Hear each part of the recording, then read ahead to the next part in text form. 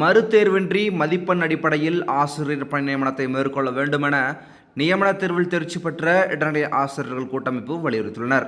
விருதுநகரில் நியமன தேர்வில் தேர்ச்சி பெற்ற இடைநிலை ஆசிரியர்களின் கூட்டமைப்பின் மாநில தலைவர் பார்த்திபன் தெரிவித்த போது, 2013 முதல் 2025 ஜூலை வரை துவக்க பள்ளிகளில் புதிய இடைநிலை ஆசிரியர் நியமனங்கள் மேற்கொள்ளப்படவில்லை.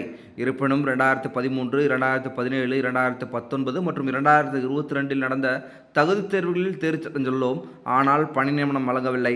இதனால் 2021 730, 2022 3987, 2023 6553 காலிப்படங்கள் உருவானது.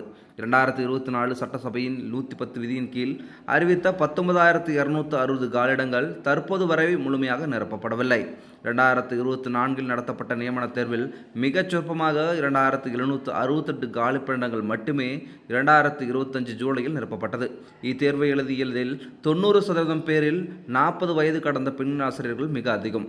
பல்வேறு துவக்க பள்ளிகளில் தற்போது வரை தற்காலிக ஆசிரியர்களாக பணியாற்றுகின்றனர். இதுவரை 30,000க்கும் மேற்பட்ட காலிடங்கள் உள்ளது.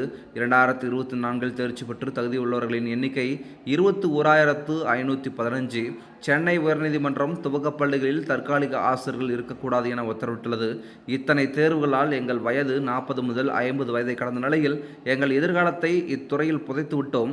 2024 நியமன தேர்வில் தேர்ச்சி பெற்ற இடைநிலை ஆசிரியர்களுக்கு மறுதேர்வின்றி மதிப்பெண் அடிப்படையில் பணி நியமனம் வேண்டும் என்றார். இது குறித்து உங்கள் கருத்துக்களை மறக்காம கமெண்ட் செக்ஷன்ல கமெண்ட் பண்ணுங்க. இது போன்ற மேலும் முக்கியமான செய்திகளை உடனுக்குடன் தெரிஞ்சுக்கணும் அப்படின்னா மறக்காம நம்ம சேனலை சப்ஸ்கிரைப் பண்ணிட்டு தொடர்ந்து நம்ம சேனலை இணைந்திருங்க. மீண்டும் அடுத்துள்ள சந்திக்கலாம். நன்றி.